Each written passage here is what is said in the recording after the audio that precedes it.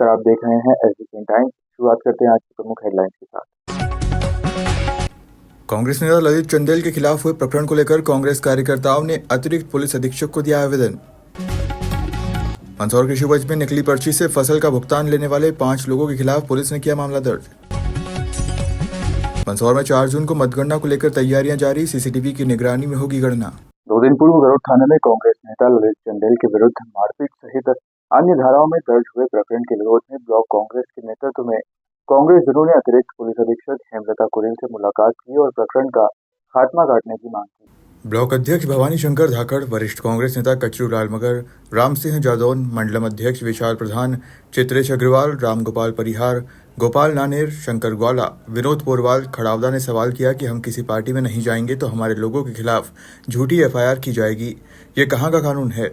बीते कुछ समय में यह तीसरी बार है जब ललित के खिलाफ गरोठ पुलिस ने झूठा प्रकरण दर्ज किया है। 2 दिन पूर्व भी जो प्रकरण गरोठ पुलिस ने दर्ज किया है उस वक्त ललित अपने घर पर सो रहा था। सीसीटीवी फुटेज में देखा जा सकता है कि शिकायत दर्ज कराने वाले के भी फुटेज उपलब्ध हैं। उस वक्त वह कहाँ था, लेकिन पुलिस ने बिना जांच के प्रकरण दर्ज कर लिया। पुलिस पर ऐसा किसका दबाव है? मामले में अगर जल्द खात्मा नहीं किया गया तो पूरे जिले की कांग्रेस आंदोलन करेगी, जिसकी जवाबदारी प्रशासन की होगी। एएसपी को दी गई शिकायत में बताया कि दूसरी पार्टी के साथ नहीं मिलने पर राजनीतिक दबाव के चलते प्रकरण दर्ज हो रहे हैं। अतिरिक्त पुलिस अधीक्षक से मुलाकात के बाद दिए आवेदन में बताया गया कि राजनीतिक दबाव प्रभाव के चलते किसी पार्टी विशेष में मिलने के लिए दबाव बनाकर गौरव पिता महेश कुमार गहलोत द्वारा झूठा आवेदन दिलाया गया। कांग्रेस कार्यकर्ताओं द्वारा आवेदन में बताया कि दिनांक 29 मई 2024 को मुझ प्रार्थी ललित चंदेल के ऊपर झूठा आवेदन दिया, जिस पर गरोठ थाने पर रिपोर्ट दर्ज की गई। रिपोर्ट के समय ललित सीसीटीवी की निगरानी में था, वहीं शिकायतकर्ता अन्यत्र स्थान पर था। उसके फुटेज हमारे पास हैं। घटना खजूरी दौड़ा रोड की बताई गई, जबकि खजूरी दौड़ा मार्ग के किसी भी सीसीटीवी कैमरे में गौरव सेन, संजय सेन बोलिया, दिलीप सेन व उसके साथी आते नहीं दिखे। साथ ही इनके मोबाइल लोकेशन भी इस क्षेत्र में नहीं होने से यह एफआईआर पूरी तरह से झूठी साबित होगी। इन बिंदुओं पर जांच होगी तो मुझ प्रार्थी को राहत मिलेगी और यदि उचित कार्रवाई नहीं हुई तो मैं और मेरा परिवार तथा मेरे साथी गण आचार संहिता खत्म होने के बाद भूख हड़ताल पर बैठेंगे। फर्जी एफआईआर की विषय में किसके ऊपर हुई? ललित चंदेल के ऊपर आए दिन फर्जी एफआईआर होती रहती है। ये बीजेपी और इनके नेताओं का षड्यंत्र है कि आए दिन कांग्रेसियों को टार्चर करो और दबाओ ताकि कोई बोले नहीं। जबकि ये फुटेज कल ये दिन भर हो, जिस दिन एफआईआर हुई उस दिन भर ऑफिस में था। पूरी सत्यता है पर प्रशासन सुनने को तैयार नहीं। आवेदन दिया है श्रीमान को, अब आगे देखते हैं क्या कार्रवाई होती है। अगर नहीं होती है तो पूरी कांग्रेस गरोठ की भूख हड़ताल पे थाना चौराहे पे बैठेगी। ये आपको विदित होगा, पूर्व में भी इस प्रकार की कई घटनाएं हुई है। इस आदमी से डर के मारे, यही समझ लो आप कि ये आदमी जो है राजनीतिक वर्चस्व की वजह से इसका राजनीतिक रसूख जैसे बढ़ता जा रहा है। इन लोगों को लग रहा है कि कहीं ना कहीं इसको आगे नहीं बढ़ने दिया जाए। पहले भी 2-3 बार जो सामाजिक तौर पर जो पर्सनल बातें थी उन बातों को वो सामाजिक तौर पर लेकर समाज का सहारा लेकर पहले भी एफआईआर की गई थी।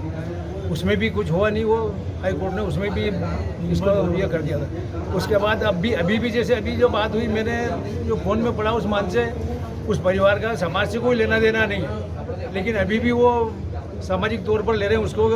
ये सब क्या इन बीजेपी वालों की चाल है और ये जो माहौल बना रहे हैं इस प्रकार का कि भाई इसकी छवि खराब करना, कुल मिला के और कुछ नहीं है। यदि कार्रवाई नहीं होती है तो क्या होगी आगे? बस आगे आपके से 8 दिन बाद अगर कार्रवाई नहीं होती है तो एसपी साहब के यहाँ मंदसौर जाएंगे, एसपी ऑफिस में धरना देंगे। मंदसौर कृषि उपज मंडी में पिछले कई दिनों से नकली पर्ची से फसल का भुगतान लेने वाली एक गैंग सक्रिय थी, जिसकी शिकायत मंडी सचिव को व्यापारियों द्वारा की गई थी। जिसके बाद मंडी सचिव ने वाईडी नगर थाने में एक आवेदन दिया, जिसमें जांच के बाद मामला सही पाया गया तो 5 लोगों के खिलाफ धोखाधड़ी का मामला दर्ज किया गया। मंदसौर कृषि उपज मंडी के व्यापारी द्वारा पिछले कई दिनों से मंडी सचिव से नकली पर्ची से फसल का भुगतान लेने वाली गैंग के बारे में शिकायत की जा रही थी, किंतु मंडी प्रशासन द्वारा कोई ध्यान नहीं दिया जा रहा था।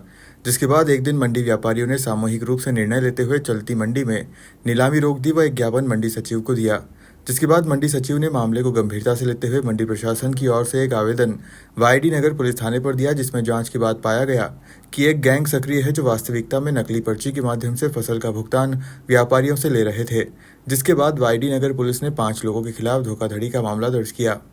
आपको बता दें कि मंदसौर कृषि उपज मंडी में पिछले दिनों व्यापारियों द्वारा नकली पर्ची से फसल का भुगतान लेने को लेकर मंडी नीलामी बंद करके मंडी सचिव को अवगत करवाया गया था, जिस पर मंडी द्वारा थान वाईडी नगर में एक आवेदन दिया था, जिसमें जांच में नकली पर्ची से फसल का भुगतान लेने का मामला जांच में सही पाया, जिस पर वाईडी नगर पुलिस ने नकली पर्ची से भुगतान लेने वाली गैंग के 5 सदस्यों के खिलाफ धोखाधड़ी का मामला दर्ज किया है, जिसमें धर्मेंद्र मीणा निवासी इंदिरा नगर कॉलोनी मंदसौर, दुर्गेश शेखावत निवासी गांधीनगर, बाबूलाल सूर्यवंशी निवासी चंद्रपुरा, शाकिर निवासी नाहर सैयद रोड, शाहिद पटेल निवासी मुल्तानपुरा मंदसौर के नाम शामिल है। पुलिस ने जांच के आधार पर अभी गैंग के 5 लोगों के खिलाफ मामला दर्ज किया है। अनिकालिक फर्म द्वारा कृषि मंडी समिति को एक आवेदन दिया गया था और आवेदन इसी विषय का था कि फर्जी लोगों के द्वारा वहाँ पर मंडी से माल की रसीद बनाकर फर्जी तरीके से भुगतान प्राप्त करने का प्रयास किया गया है, कार्य किया गया है। इसी शिकायत पर से मंडी समिति के द्वारा एक आवेदन थाने पर दिया गया है और जिस पर से एक 420 का अपराध 5 आरोपियों के विरुद्ध कायम किया गया है, जिनकी तलाश जारी है। क्या और भी आरोपी इसमें बनने की संभावना है? अभी 5 लोगों के खिलाफ प्रारंभिक तौर पर अपराध पंजीबद्ध किया गया है। विवेचना में अगर वो नाम आते हैं तो बिल्कुल ही उनका नाम बढ़ाया जाएगा, आरोपी बनाया जाएगा। क्या उसका जो पता लग पाया सर, कब से कर रहे थे ये लोग? ये अभी 21 तारीख की घटना है और जो हमने बातचीत करी है, बयान लिए हैं, उसमें ये कि प्रारंभिक तौर पर ही ये पकड़ में आ गए हैं, तो और अगर कोई चीज़ रहेगी इन्वेस्टिगेशन में वो भी सामने आएगी। शहर में ऐसे तो कई तरह का अतिक्रमण है, किंतु वर्तमान में शहर में जगह जगह हाथ ठेले खड़े हो रहे हैं। ये तो ठीक है, किंतु हाथ ठेले वालों की संख्या इतनी बढ़ गई है कि अब ये शहर में लगी महापुरुषों की प्रतिमाओं के सामने भी खड़े होने लगे हैं। मंदसौर शहर में ऐसे तो कई तरह के अतिक्रमण हैं, किंतु अभी बात शहर में लगी महापुरुषों की प्रतिमाओं के आसपास हो रहे अस्थायी अतिक्रमण की करें तो शहर में कई महापुरुषों की प्रतिमा स्थापित है, किंतु वर्तमान में देखने में आ रहा है कि इनके आसपास हाथ ठेले वाले खड़े हो जाते हैं, जिससे प्रतिमा के आसपास की सुंदरता तो खत्म हो ही रही है, मूर्ति का स्वरूप भी बदल जाता है। तो वहीं शहर के सम्राट मार्केट में तो महापुरुष की प्रतिमा के सामने हाथ ठेले व आसपास 2 पहिया वाहनों की पार्किंग होने लगी है। समय रहते नगर पालिका को इस और ध्यान देकर कम से कम महापुरुषों की प्रतिमाओं के आसपास का अतिक्रमण हटाकर प्रतिमा को मूल स्वरूप में लाकर दिखाना चाहिए, तो वहीं उसके आसपास की सुंदरता को भी बढ़ाना चाहिए, ताकि अपना शहर भी सुंदर दिखने लगे। आपको बता दें कि ऐसे तो शहर में कच्चे पक्के कई तरह के अतिक्रमण हैं, तो वहीं शहर के मुख्य बाजार भी अतिक्रमण की चपेट में है, जिससे शहर की 40 फीट की चौड़ी सड़क मात्र 15 फीट की ही रह जाती है और जिससे बार बार बाजार में जाम जैसे हालात पैदा हो जाते हैं। फिलहाल तो नगर पालिका के जिम्मेदार अधिकारी कर्मचारियों को एक मुहिम चलाकर शहर में महापुरुषों की प्रतिमाओं के आसपास का अतिक्रमण हटाने की कार्रवाई करनी चाहिए।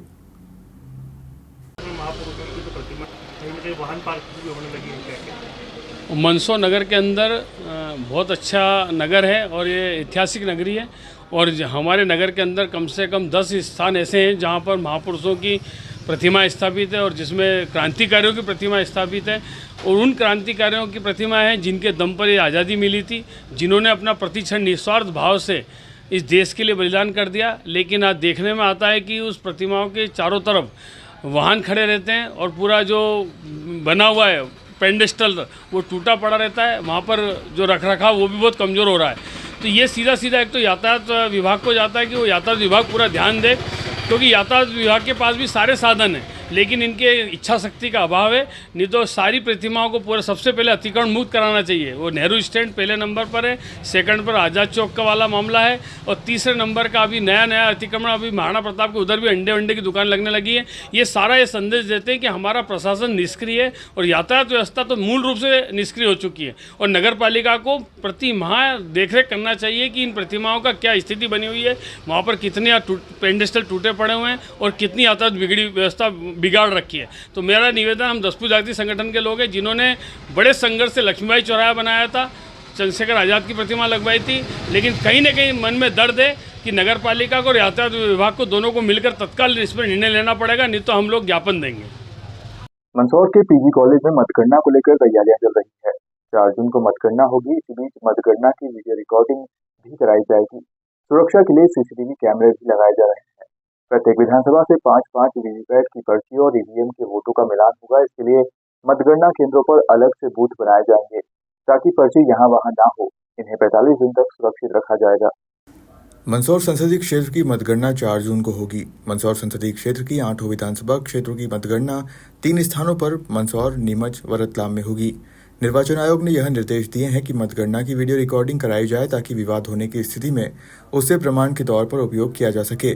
इससे पारदर्शिता भी रहेगी। वहीं प्रत्येक विधानसभा क्षेत्र से 5-5 voter verified paper audit trail की मतदान पर्ची का मिलान संबंधित क्षेत्र की ईवीएम के मतों से किया जाएगा।